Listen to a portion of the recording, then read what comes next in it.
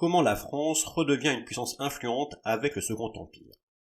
Mars 1856. Les diplomates de l'Europe entière se rencontrent à Paris. Le congrès de Paris met fin à la guerre de Crimée qui perturbe les relations entre grandes puissances depuis 3 ans. En 1853, la Russie a voulu profiter de l'affaiblissement de l'Empire ottoman pour accéder à la Méditerranée. La rapide victoire des Russes effraya la Grande-Bretagne qui ne voulait pas voir la Russie renforcer sa position en Orient. Napoléon III s'était déclaré prêt à soutenir la Grande-Bretagne contre la Russie. Français et Britanniques firent donc la guerre aux côtés des Ottomans contre les Russes. Après 3 ans de combats, des centaines de milliers de morts et la prise de la ville russe de Sébastopol en Crimée, les belligérants décidèrent qu'il était temps de faire la paix. Le Congrès, réuni à Paris pour négocier la paix, est une victoire diplomatique pour le Second Empire. Napoléon III réussit à mettre fin à l'isolement du pays depuis le Congrès de Vienne de 1815. La France retrouve sa place de grande puissance parmi le concert européen. Le peintre Édouard Dubuff immortalisa l'événement dans un grand tableau aujourd'hui conservé au musée de Versailles. Autour d'une table, dans un salon richement décoré, 15 diplomates s'affairent. Assis, les principaux protagonistes, russes, français, britanniques et ottomans. Tout le monde est en uniforme ou habit de cérémonie. Au centre de la composition, en maître de cérémonie, on trouve le comte Walewski, ministre français des Affaires étrangères. Vous trouvez qu'il a un air de famille avec Napoléon Ier ? Normal. Le comte Walewski est le fils naturel de Napoléon Ier, avec une noble polonaise, Maria Walewska. Mais le portrait de Napoléon Ier, accroché au mur à droite, n'est pas là pour montrer le lien biologique entre l'empereur et le ministre des Affaires étrangères. Le portrait de Napoléon Ier fait en fait pendant avec le buste de Napoléon III qu'on trouve à l'opposé sur le manteau de cheminée.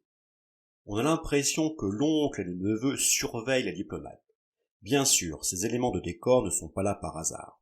Le tableau doit montrer qu'avec le Congrès de Paris, Napoléon III redonne à la France l'influence qu'elle avait sous Napoléon Ier. Le pays redevient l'arbitre de l'Europe et les conséquences du Congrès de Vienne de 1815 sont effacées. Le tableau est d'ailleurs très proche dans sa composition de la célèbre gravure illustrant le Congrès de Vienne. Les participants du Congrès ont aussi été immortalisés par le nouveau médium de l'époque, la photographie. Sur cette image, les habits sont plus ordinaires. Les positions ont changé, mais le comte Walewski est toujours au centre. À la même position, debout, à l'extrême gauche, on retrouve aussi un même personnage, Camillo Cavour. C'est le premier ministre du royaume de Piémont-Sardaigne, un état du nord-ouest de l'Italie, à cheval sur les Alpes et qui contrôle aussi l'île de Sardaigne. Cavour est là parce qu'il a fait participer son pays à la guerre de Crimée aux côtés de la France. Le Piémont-Sardaigne n'avait aucun intérêt dans cette querelle entre grandes puissances, mais Cavour espérait l'aide de la France en échange de sa participation à la guerre. C'est ce qu'il dit très clairement dans une lettre qu'il envoie à son ministre de la Justice quelques semaines après la fin du Congrès de Paris. L'Autriche est décidée à persister dans son système d'oppression et de violence envers l'Italie. Il n'y a que 2 partis à prendre, ou se réconcilier avec l'Autriche et le pape, ou se préparer à déclarer la guerre à l'Autriche dans un avenir peu éloigné. Si le premier parti est préférable, je devrais à mon retour à Turin conseiller au roi d'appeler au pouvoir des amis de l'Autriche et du pape. Si au contraire la seconde hypothèse est la meilleure, mes amis et moi ne craindrons pas de nous préparer à une guerre terrible, à une guerre à mort.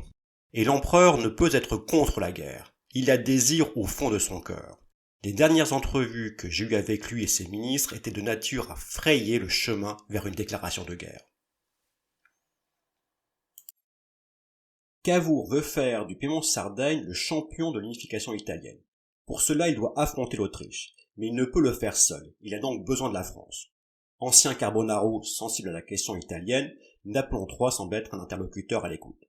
Cependant, l'empereur refuse dans un premier temps de soutenir Cavour dans son projet militaire, car la question italienne comporte aussi la question romaine et l'avenir du pape dans une Italie unifiée. Le pape est alors l'un des 8 souverains de la péninsule italienne, avec des États qui occupent le centre du pays.